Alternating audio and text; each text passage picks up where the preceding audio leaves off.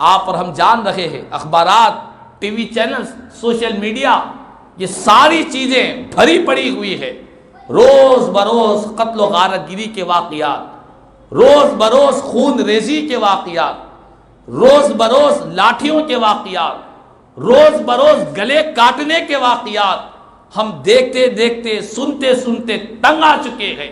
ایسے واقعات ہم اخبارات میں، ٹی وی چینلز میں سن رہے ہیں۔ حال ہی میں دیکھ لیں، کل ہی کی بات ہے کہ کل یا پرسوں کی بات ہے، اخبارات میں، ٹی وی چینلز میں یہ بات آئی ہے کہ ایک نوجوان بھائی نے، حقیقی بھائی نے اپنی حقیقی بہن کا گلا کاٹ دیا ہے۔ کہنے والے کوئی اور نہیں ہے، ہمارے ہی شہر کی بات ہے۔ کرنے والے، قتل کرنے والا، قاتل مقتول دونوں بھی کلمہ گو لا الہ الا اللہ محمد رسول اللہ پڑھنے والے ہیں۔ حقیقی بھائی نے، بہن چولہے کے پاس کچھ پکوان میں مصروف تھی، بھائی غصے میں آتا ہے، گلا کاٹ دیتا ہے بہن کو نیچے گرا کر۔ اللہ اکبر! کیسی ہمارے واقعات ہو رہے ہیں۔ وجہ کیا ہے؟ قتل کی وجہ کیا ہے؟ وجہ یہی بتلائی جاتی ہے کہ جائیداد کا تنازع تھا، جائیداد کا جھگڑا تھا، کچھ زمینی معاملات میں، لین دین کے معاملات میں، زمینی معاملات میں کچھ اختلاف ہو چکا تھا۔ بھائی کو غصہ آیا، پڑھی لکھی بہن کا، حقیقی بہن کا اس نے گلا کاٹ کر اسے قتل کر دیا ہے۔ اللہ اکبر! یہ قتل و غارت گیری کے واقعات، یہ خون ریزی کے واقعات آئے دن قریبی رشتہ داروں میں، دوستوں میں، پڑوسیوں میں ایسے واقعات آ رہے ہیں جن کو سننے کے بعد آج ہمیں انتہائی شرمندگی ہو رہی ہے، دل کانپ رہا ہے اور دلوں کو تکلیف ہو رہی ہے۔ دلوں کو دہلا دینے والے واقعات ہمارے معاشرے میں، ہمارے محلوں میں، ہماری بستیوں میں، ہماری گلیوں کے اندر ہو رہے ہیں۔ والدین بڑی محنتوں سے کماتے ہیں اولاد کی خوشحالی کے لیے، کچھ جائیداد جمع کرتے ہیں، کچھ زمین بناتے ہیں، کچھ پراپرٹیز رکھتے ہیں تاکہ اولاد خوشحال رہے، لیکن وہی والدین کے گزرنے کے بعد وہی جائیداد اولاد کے درمیان اختلاف کی وجہ بن رہی ہے، لڑائی جھگڑوں کی وجہ بن رہی ہے۔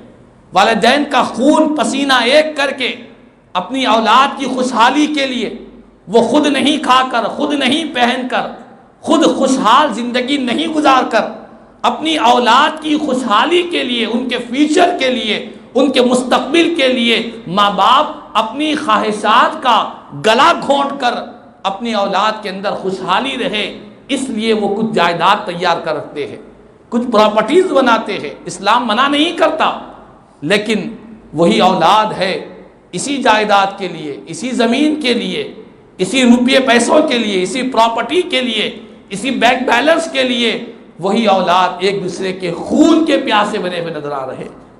حد تو یہ ہو گئی کہ حال ہی کی بات ہے، ہمارے ہی محلے میں ایک گھر میں ایک والدہ کا انتقال ہو گیا، گھر کے اندر میت رکھی ہوئی ہے، بھائیوں کے درمیان جائیداد کا تنازع چل رہا ہے۔ کسی کو میت کے بارے میں نہ ایصال ثواب کی فکر ہے، نہ کسی کو غسل کی فکر، نہ کفن کی، نہ دفن کی۔ سارے بھائی بہنیں آپس میں بیٹھے ہوئے ہیں، کوئی کہہ رہا ہے کہ وہ میرا ہے، یہ تیرا ہے، یہی جھگڑوں میں رہ گئے۔ وقت گزرتا گیا، بعد میں پتہ چلا کہ اتنی تاخیر کیوں ہو رہی ہے، تو تاخیر کی وجہ یہی ہے کہ بھائیوں بہنوں کے درمیان جائیداد کے لیے، والدہ کے سونے چاندی کے لیے، مکان کے لیے بھائیوں کے درمیان، بہنوں کے درمیان میں آپس میں تنازع چل رہا ہے۔ اللہ اکبر! تو یہ بے حسی آ چکی ہے، یہ بد اخلاقی ہو چکی ہے، یہ اخلاقی گراوٹ آ چکی ہے کہ آج ہم اتنے حد تک گر چکے ہیں کہ قریبی رشتہ داروں کا بھی لحاظ نہیں رہ رہا ہے کہ خدا را ہم اپنی اس چند روزہ زندگی کے لیے، جائیداد کے لیے، زمینوں کے لیے، مکانات کے لیے، چند روپیے پیسوں کے لیے اسلام کی تعلیمات کو، اللہ اس کے رسول کے فرامین کو، قرآن و حدیث کی باتوں کو فراموش نہ کرے، انہیں نہ بھولے۔ اللہ اس کے رسول کا فرمان حق ہے۔ قرآن مجید میں اللہ کے پیارے اللہ تبارک و تعالیٰ نے متعدد مقامات پر قتل و غارت گیری کی مذمت فرمائی ہے۔ فرمایا کہ جس نے کسی ایک جان کو ناحق قتل کیا، گویا کہ اس نے تمام انسانوں کا قتل کیا۔ ایک انسان کو ناحق قتل کرنے والا ساری انسانیت کا قاتل ہے، قرآن کہہ رہا ہے۔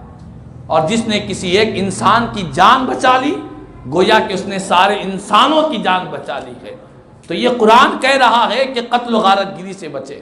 حدیث پاک میں نبی پاک علیہ الصلوۃ والسلام نے ایک جانور کو دیکھا، ایک گدھے کچر کے چہرے کو کسی نے داغ لگوا دیا تھا، زخمی کر دیا تھا۔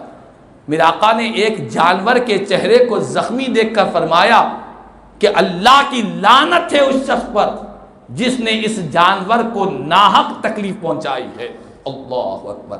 ایک حدیث پاک میں میرے آقا نے فرمایا کہ میں ایک مرتبہ جہنم معراج کی رات دیکھا کہ جہنم میں ایک عورت کو عذاب دیا جا رہا ہے، آگ کا عذاب دیا جا رہا ہے۔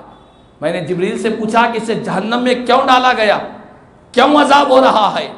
تو جبریل امین نے عرض کیا کہ یا رسول اللہ صلی اللہ علیہ وسلم، یہ وہ عورت ہے، اس نے صرف ایک بلی کو پال رکھا تھا، اور پال رکھا لیکن بلی کا خیال نہیں کیا، اسے باندھ کر رکھ دیا، نہ اسے کھلا چھوڑا، نہ اس کے کھانے پانی کا خیال کیا، وہ بلی بھوکی اور پیاسی مر گئی۔